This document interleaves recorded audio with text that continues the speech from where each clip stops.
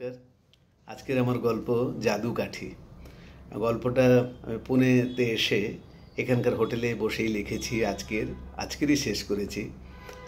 এটা আমার অনুভূতির উপর লেখা।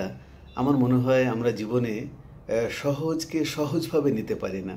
সহজ কথাকে সহজভাবে নিলে জীবনটা কেমন বদলে যায় তার উপরে লেখা আমার এই গল্পটা জাদুকাঠি। আশা করি সকলে ভালো লাগবে, আর নিজের জীবনে ইমপ্লিমেন্ট করলে মনে হয় আরও ভালো লাগবে। জাদুকাঠি। নদীর এপারটায় দাঁড়িয়ে ওপারটাকে ভালো লাগে বড়। মনে হয় যত খুশি মনে হয় সব ওপারেই। এদিকে নদীর স্বচ্ছ স্রোত বয়ে চলে আপন খেয়ালে, এদিক ওদিক দুদিকের পরোয়া না করে। নিজের চারপাশে দুনিয়াটার দিকে নজর পড়ে না সেভাবে, পড়ে দূরের দিকে বেশিরভাগ। চারপাশে সহজ সত্যটার দিকে তেমন নয়। দিনে আলোর মতো সে গুরুত্বহীন হয়ে পড়ে থাকে। বিশ্ববাবু হঠাৎ আলোকে জিজ্ঞেস করে বসে, আলোক, ফিজিক্সে নোবেল প্রাইজ পেয়েছেন এমন 5জন নোবেল লরিয়েটের নাম বলো তো দেখে। আলোক এমনিতে যেমন বুদ্ধিমান তেমন পরিশ্রমী, জ্ঞানও বেশ। তবে বিশ্ববাবুর এই প্রশ্নে চমকে ওঠে। 5জনের দূরের কথা, একজনেরও নাম মনে করতে পারছে না। বিশ্ববাবু বলেন, এটাই একটা কঠিন সত্য। যাদের নাম আমরা ঠিক মতো মনে রাখতে পারি না তাদের নিয়ে আমাদের উৎসাহের অন্ত নেই। আর যে মানুষগুলোর ভূমিকা আমাদের জীবনে এতটা, তাদের নিয়ে আমাদের আক্ষেপের শেষ নেই। সহজ এ সত্য কথাটা কঠিন করে ভাবায় আলোককে আজ। ছোটবেলায় মাস্টার জ্যাঠার কাছ থেকে অনেক কিছু পেতে ইচ্ছা করতো, কিন্তু সেভাবে আলোক কিছুই করেনি তার জন্য, এই নিত্য নৈমিত্তিক 2-1টা কাজকর্ম ছাড়া। হঠাৎ আলোকের কি খেয়াল হলো, মাস্টার জ্যাঠাকে একটা স্পোকেন ইংলিশের বই প্রেজেন্ট করে দিল। কারণ মাস্টার জ্যাঠা নাকি ইংরেজিতে কথা বলার শখ রাখে, কিন্তু বলতে পারে না ঠিক মতো। বইটা হাতে পেয়ে সুখেনবাবুর মুখটা ধ্রুব তারার মতো নাকি জলজল করে উঠেছিল। কারো প্রয়োজন পূরণ করাটাই নাকি আসল সাহায্য। জয়িতাদির কাছ থেকে শেখা কথাটা কাজে লাগিয়েছে আলোক। এরপর আলোকের আর কোনো অভাব পড়েনি। পরের দিনগুলোতে পড়াশোনা চলছিল গড়গড় করে। জীবনের প্রথম পর্যায়ে আলোক শিখে নিয়েছিল করাই পাওয়ার জননীটি আসলে। দিতে যে পারে না, পাওয়া তার হয়ে ওঠে না। সহজ এ সত্য কথাটা, এটাই সহজে বোঝা হয়ে ওঠে না।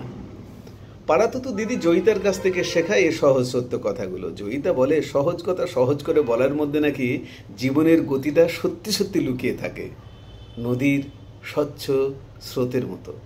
কদিন আগে আলোকের মাস্তুতো বোন আহানা ইউটিউবে একটা নিজের গানের ভিডিও আপলোড করেছে। ক্যাপশনে গানের কথাও সুরে নিজের নাম লিখেছে। গানের সাথে তবলাটা বাজছিল বেশ। ভিডিওটা আলোকের হোয়াটসঅ্যাপে শেয়ার করে আহানা লিখেছে, তবলাটা তো জ্যোতিদা বাজিয়েছে। আলোক সোজা ফোন করে বলেছে, তোর গানের কোয়ালিটি বেড়েছে, তোর পরিশ্রমের সত্যি মূল্য অনেক, তা তোর গান বলে দেয় আজকাল। তা জ্যোতিদা এত ভালো তবলা বাজায়, তুই তো বলিস নি কোনো দিন? চুপি চুপি বাজি মা। না না, এমন কি আর, ওই বছর খানেক হলো শিখছে তবলা আমার তবলচির কাছে। 1 বছরে এমন প্রফেশনাল বাজনা ভাবাই যায় না। গ্রেট আহানা, সত্যি অতুলনীয় ট্যালেন্ট। মাস্টারি করা, টিউশন পড়ানো, তারপরে 1 বছরে এরকম বাজনা। তারপর আহানার ভয়েসটা সেরকম জলজল করে ফুটছিল না। ভয়েসটার উজ্জ্বলতা কমে গেল হঠাৎ করে। আলোক বুঝে যায় সহজ সত্যটা। যদি সত্যি জ্যোতির্ময় এমন তবলাটা বাজাতো, আহানা বারবার ওর ছবি নিত ভিডিওটায়। পত্নী গান করছে আর প্রতি তবলা বাজাচ্ছে, ব্যাপারটা এমনিতেই মনোরঞ্জক। আহানা তা করেনি। হয়তো 2-1 দিন জ্যোতির্ময় তবলায় বসেছে ডায়েরি নিয়ে, আর আহানা আহ্লাদে আগে ভাগে প্রকাশ করেছে স্বপ্নের সে নিশানাটা তীরের বেগে। এত করেও আহানা সেভাবে মর্যাদা পায় না গানের মহলে। কারণটা আহানা বুঝতে পারে না। আলোক বলে, আহানা, সহজ সত্যটা সোজা করে দেখ, দেখবি একে একে সব পেয়ে যাবি যা চাস জীবনে। মাস্টার যেটা একদিন আলোকে জিজ্ঞেস করে বসে, আলোক, জানিস সব লোক আমার কাছ থেকে কেমন পাওয়ার আশা করে, দিতে তো কাউকে দেখিনি কোনো দিন। তুই প্রথম মানুষ যে আমার কথা ভাবলি, আমাকে আমার প্রয়োজনীয় জিনিসটা উপহার দিলি, কি করে মাথায় এলো রে তোর?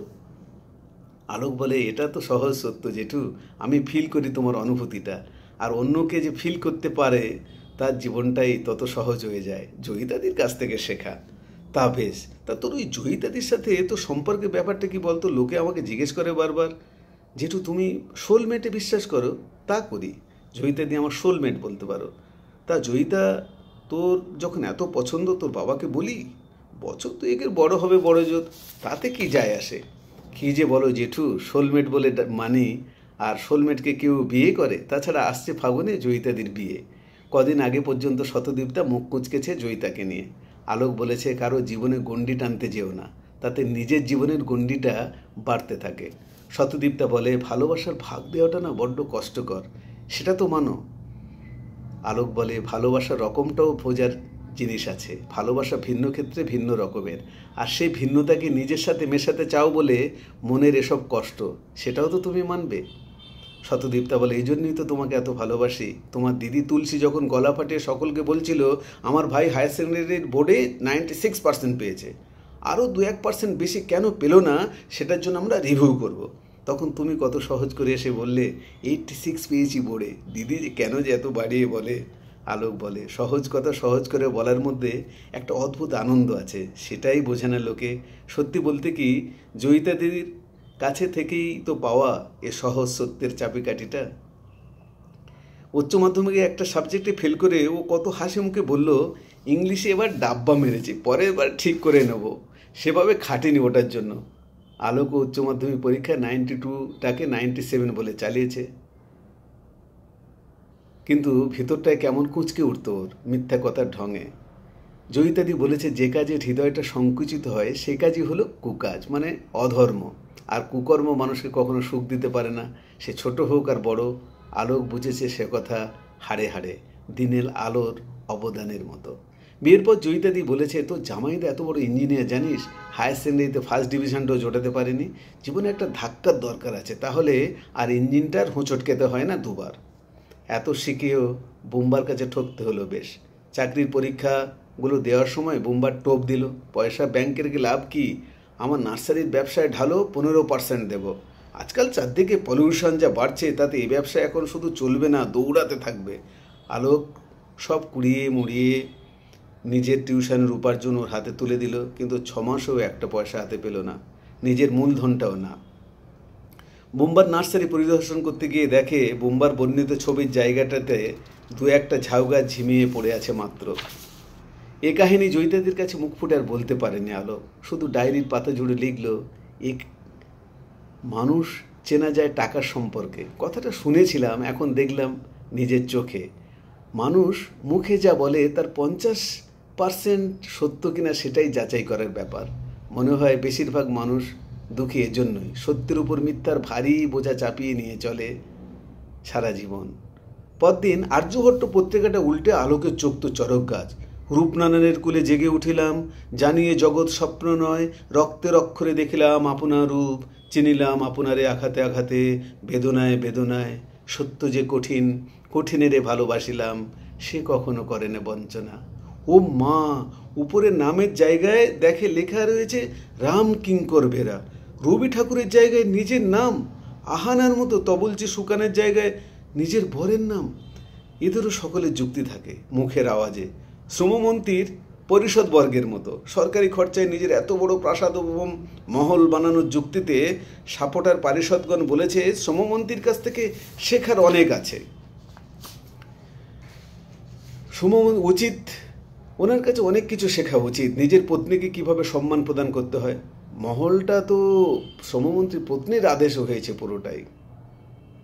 মিনতি মৈত্র এ দলের সহযোগী কদিন আগে আলোককে বলেছে, আলোক তুই তো জানিস বাবার দৌলতে আমার গানের এই প্রখরতা, বাবার প্রতি আমার একটা কর্তব্য আছে, একটা কাজ কর, একটা ভালো কাজুর প্যাকেট কিনে বাবাকে দিয়ে আসিস, ও শহরে যাচ্ছিস যখন। আজকাল অনলাইনে যা ভেজাল শুরু করেছে। আলোক ভাবে মনে মনে, চালাকি ছোট হোক আর বড়, পরিণামে একই, মন্ত্রীর উল্টানো গদির মতো। পরেশ মাস্টারটাও বটে, প্রাইমারি স্কুলের টিচার, হাটে এসে হাড়ি বেটায় আমার ছেলেটা 2 নম্বরের জন্য স্কলারশিপটা পেল না, ওবার 3 নম্বরের জন্য ডিস্টিংশনটা মার খেলো। সেই ছেলে এখন নাকি সরকারি প্লেনের নামি পাইলট। জয়িতাদি বলেছে কদিন আগে, পরেশ মাস্টারের ছেলে পরশুরামকে দেখেছি, ও তো এয়ার ইন্ডিয়ার ক্রু, মানে এয়ার হোস্টেস। আরে না না, এয়ার হোস্টেস কেন, ও তো ছেলে, ছেলেদেরকে এয়ার হোস্ট বলে।